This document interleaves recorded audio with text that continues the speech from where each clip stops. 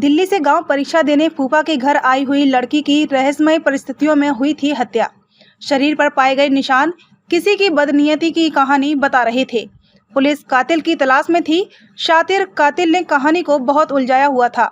फिर भी अंत में पुलिस ने एक तरफा प्यार में प्रेमिका की हत्या की मुजरिम की कहानी की परत खोल दी। उत्तर प्रदेश के बरेली के गांव में परीक्षा देने के लिए भमोरा के गांव में फूफा के घर आई छात्रा की हत्या दोस्ती का प्रस्ताव ठुकराने और जबरदस्ती हाथ पकड़ने का विरोध करने पर गांव में ही रहने वाले विकास नाम के युवक ने की थी हत्या। उसने पहले दुपट्टे से छात्रा का गला घोंटा और घर चला गया। फिर घर पहुंचकर उसे शक हुआ कि लड़की जिंदा है, तो घर से चाकू लाया और मृतका पर कई बार चाकू वार किया। वहीं पुलिस ने विकास को गिरफ्तार कर हत्या में प्रयुक्त चाकू भी बरामद कर लिया है।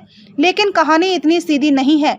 हत्या करने से लेकर पुलिस को गुमराह करने की साजिश तक और कानून के हाथ उस तक पहुंचने तक उसने मामले को काफी भटकाया हुआ था। दरअसल भमोरा के एक गांव में फूफा के घर रहकर यूपी बोर्ड की इंटरमीडिएट की परीक्षा दे रही 18 वर्षीय छात्रा मंगलवार रात अचानक लापता हो गई थी। बुधवार सुबह उसका शव गांव के बाहर नदी में पड़ा हुआ मिला। गले में दुपट्टा कसा था, चाकू से गला रेता गया था। छात्रा का परिवार भी इसी गांव का रहने वाला है, लेकिन उसके पिता परिवार के साथ गाजियाबाद में रहकर मेहनत मजदूरी करते हैं। इस मामले में पुलिस ने गांव के ही विकास को गिरफ्तार कर घटना का खुलासा कर दिया। पुलिस ने आरोपी की निशानदेही पर घटना में प्रयुक्त चाकू और चोरी का मोबाइल बरामद कर लिया है। बरेली से मोहित खरवार की रिपोर्ट। मेरा नाम सर विकास है और मेरी उम्र 19 साल में कुड्डा गाँव रहता हूँ। मेरे पापा नाम भूगरा में। सर मैंने ये घटना फ़ोन चोरी है था अजय का, उसके फ़ोन से मतलब ये घटना की है। मैंने करीब 4-5 बार मतलब शिवानी से मैंने बात की है और क्या नाम है वो राहुल की गर्लफ्रेंड है सर, मतलब मुझे जानती भी है। फिर मैंने उसे राहुल बनकर सर उससे बात की और मैंने उसी को मैंने मतलब नदी पर बुलाया था सर। फिर नदी बुलाने के बाद मतलब मुझसे ये पूछने लगी राहुल को देखा, मैंने मना कर दी कि राहुल को मैंने नहीं देखा। फिर मैं करीब 10 मिनट मैंने कहा वेट कर लो उसका, मतलब वो बैठ गई वहाँ पर। फिर वहाँ पर बैठने के बाद मतलब वो वहाँ से करीब 10 मिनट चल दी वहाँ से। फिर मैंने उसका मतलब हाथ पकड़ा था सर।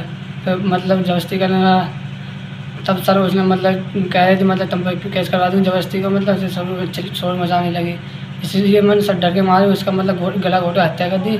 हत्या करने के बाद सर मैंने उसका सब ले जाकर एक गड्ढे में फेंक दी नदी पर। फिर सब नदी फेंकने के बाद मैं घर पर आया।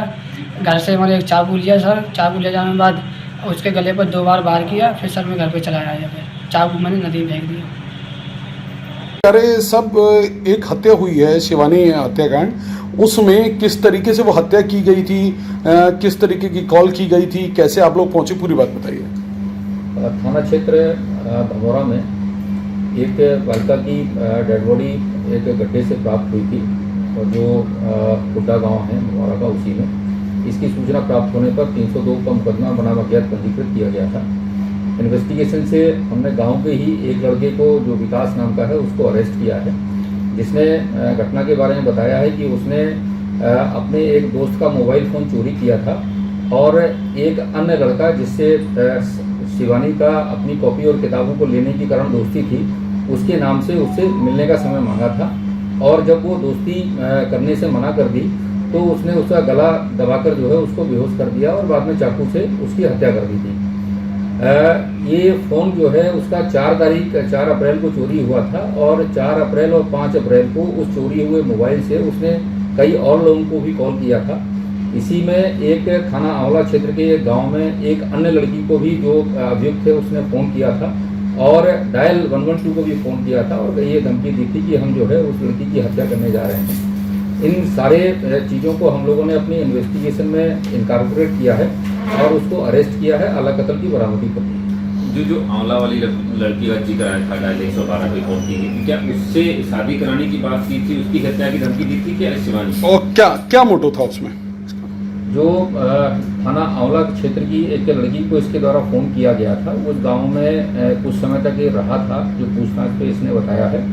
और उसने थाना आंवला क्षेत्र के उस गांव की लड़की को डायल 112 पे मारने की धमकी दी थी, जिसमें डायल 112 ने तुरंत जाके रिस्पॉन्ड किया था और उसके बाद उन लोगों की तरफ से भी एक एप्लीकेशन दी है।